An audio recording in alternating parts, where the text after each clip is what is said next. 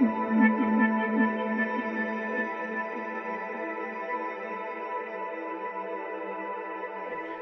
Jamie. Hello, everyone. Thank you for tuning in today. I've got today a very lovely guest, and it's a friend of mine called Jamie Ben Jones. And Jamie is I call her a free spirit and a passionate eco-living educator. She's got a degree in sustainable development, and she now lives her life passionately promoting living lighter on the planet. Hello, Yeah. Jamie. Thanks for joining us. Thanks for giving me your time. I really appreciate it. Thanks for having Um, me. you're welcome. And Jamie, I know that you've got a beautiful website, www.blissfulecolife.com, which I'll put down the bottom of the screen for everyone. But today, just wondering if I could chat with you a little bit about, because I love featuring people, beautiful people whom I believe so much in the work that they do, but Hmm. also people who are so passionate about what they do. So if you wouldn't mind sharing with us a little bit about how you've come to, a little bit about yourself, how you've come to do what you do now with Okay. your passion. Yeah. Sure. I guess I grew up with my parents. They weren't, extremely passionate about the environment, but they always took me camping and outside and kind of just taught me that, I should be caring for the earth and treading lighter. But I Sorry, guess, just interrupt there 1 second. You are originally from Canada, yeah? yeah. Yeah, because that's such a beautiful part of the world. Anyway, Yeah. sorry, go on. Yeah, I've been in Australia now for 10 years, but that's where I kind of, yeah, my passion for the environment started when I was younger. But then I was really passionate about, through my university years and studying, I was really passionate about people and how I could help people. I was studying international development, and I really wanted to empower people that were living in poverty and really help, facilitate people to step out of poverty. And I guess I even worked in East Africa for a year on different projects, and that was really eye-opening for me because the big thing that I realized is that no matter who we are, no matter what race or our social status or how much money we have, we all rely on one planet Earth. And if that's not healthy and not being taken care of, then none of us can really thrive on this planet. So that's kind of where, yeah, I shifted course a little bit and studied sustainable development as a way that I could look at how we can actually take better care of the planet so that people can thrive and live lighter on the planet.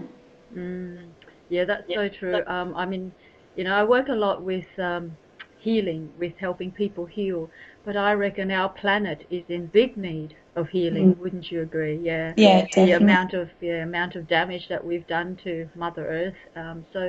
Yeah, I think that's brilliant. How did you find it in East Africa when you've traveled? How did you find the state of sustainability, or even like waste management? How did you find it in the those countries and cultures? It's definitely different because, in one way, because people are just looking to provide their basic standards of living, caring for the planet probably becomes lower on the list. At the same time, resources are very precious and valuable, so you find things aren't getting wasted the way that maybe we waste them here in a richer country. So there was definitely pros and cons about how the environment was played a critical role in people's lives and how people took care of it. But I think there's always those pros and cons no matter where you look. So. That's true. Yeah, I presume, yes, there would be consumerism so much less over there because there's yeah, less craving to spend all the time. But also probably, do you find that the indigenous people, or a lot of these less developed cultures, have a lot more respect for the environment? Do they work more in line with the environment, or does that vary as well depending on whether it's in the city or in the country for them? Yeah, I think it definitely depends, but I think there is more of living more in tune with nature, especially in places where they don't have the facilities of, technology and even electricity. It means that actually you live a lot more aligned with the earth when you have a lot less. And so I think that people are a little bit more, yeah, attuned to it and a bit more respectful of it as well in a lot of places. But I think it also depends just where you are and how people have grown up and whether they're still in touch with kind of a culture of caring about the earth. So. Hmm. Okay, thank you. What I love as well about you, Jamie, is you don't just, talk the talk, but you also live it, and that's the beauty about it. So, do you find that it's quite easy, quite effortless for you to live a very conscious, sustainable type of life?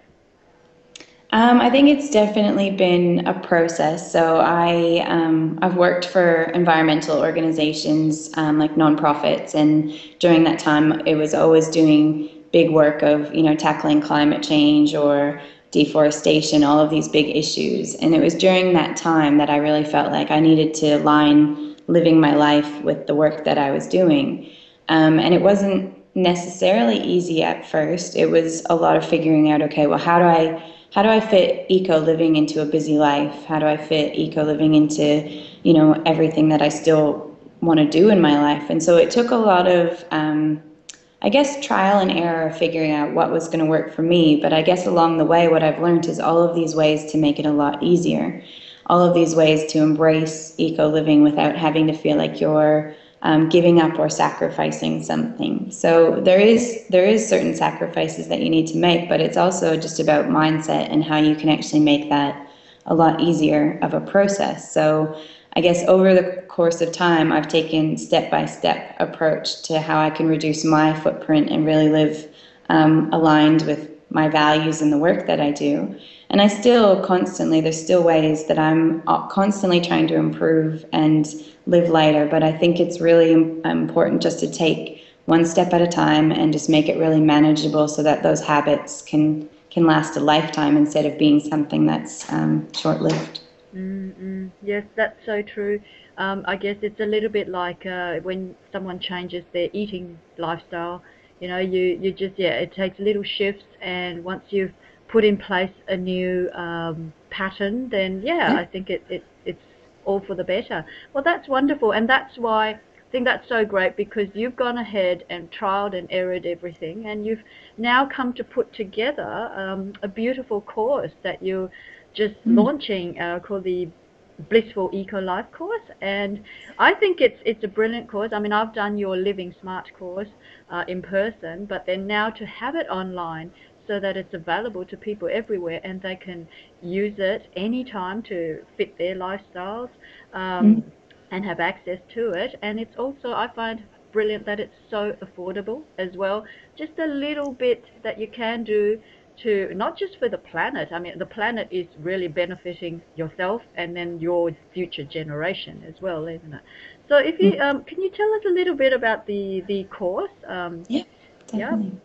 So it's a 6-week online program, and the whole point of it is how to bring eco living into your life with ease. So really about the ways that every single day we make all of these decisions, and if you look at all of those decisions as a whole, it makes it pretty overwhelming of how am I going to live a more eco life. But if you actually just take one thing at a time and go through kind of step by step about ways that you can choose better for the planet, better for your health, even save money. It's about bringing all of those things together so that you can actually feel, yeah, a bit of guidance going through that process of how you can look at all the different areas of your life to live more, live lighter, and live more sustainably.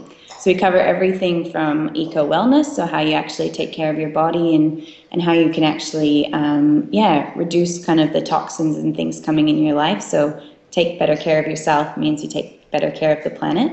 And then everything from around your home to around your community, and then even how you can live, contribute to bigger environmental issues. So it kind of goes through that process, and we've got a great Facebook forum, so we'll have lots of community support, and it's about feeling connected to other people doing the same thing and other like-minded souls. That's beautiful. I think it's a growing awareness now, and it's because a lot of people are realizing that it is crucial now that we each yeah, take the responsibility. It's not just all about living like a hippie anymore, is it? So, Jamie, do you, what would you say is your vision for your life and your world, in terms of your passion? What would you like to see? I guess when I think about the future and I think about, I'm about to get married, which is really Oh, yes, exciting. that's And right. so, Congratulations. that we've talked about having kids, and I guess that's where a lot of my inspiration comes from, is that if I have children and they have children, I want them to experience this amazing planet the way that I have and the way that my parents have. And so kind of looking at future generations and making sure that they know that we've put in the effort now. So I want to look back when I'm 85 and look back at my life and just say, I did a lot to take care of the planet, and I did a lot to try to inspire others to do that. And to me, that will be a satisfying point, to be able to look back and feel like I actually contributed to preserving this beautiful planet. And for the world, I think it's so much of it is that we can live amazing, satisfied lives that have less damaging impact on the planet. And I think the more people that can see, it doesn't have to be this extreme green hippie thing. It can actually be a mainstream way of living, that we can all live lighter and we can all take better care of this planet. So that's what I aspire to create in the world. That's beautiful. Yeah, that's so true.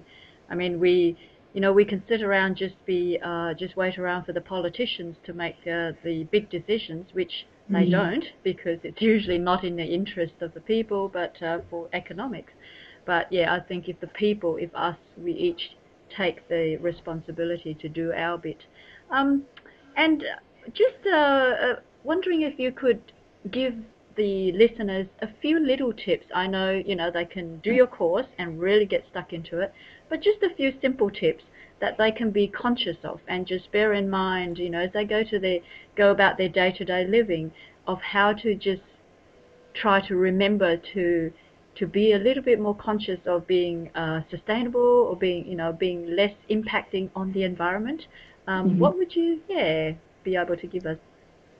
So, like I said before, we get swamped by kind of a million decisions in a day, of from, when we first wake up in the morning and what we're going to wear, all the way through to what we're buying at the shops. So I think if you try to bring eco living into all of those, you get this overwhelming feeling. So my advice would be just to focus on maybe one or two things a day of how you can actually be making a better choice for the planet. And it could be simple things like bringing reusable bags to the shops, or it could be, having shorter showers so that you're saving water, all of these things. But it's just focus on one or two things and think, how can this be better for the planet? And how can this be better for me? So by bringing that kind of consciousness into some of the decisions you make, it actually makes it a little bit easier. You don't have to feel like every single thing that you do has to be eco straight away. It's just about starting with those couple steps. And then once they become a habit, then take on the next thing. So really just take it into small chunks and just start to, just always bring into your mind, can I be doing something that's actually a bit better for the planet than this? So be Totally my, right. Yeah, I think that's beautiful advice, because yeah, it's very simple really to just move into it slowly and a bit at a time, like you said. And I suppose we'll just wrap it up a little bit, but just wondering if you can share with us, because I think it's very exciting, your upcoming trip, your plan to travel, the free spirit that you are, and I just, yeah, love the listeners to know a little bit about what you're doing coming up soon with your sailing trip. yeah, so I one of my biggest passions is seeing more of this beautiful planet. It's what fuels everything that I do. So when I get to travel and see different places, it just means that I'm more and more inspired to take care of the planet. Now, traveling can have a major environmental footprint, and so it's always been something that I felt quite guilty doing, which I try to avoid feeling guilty, because I don't think that's a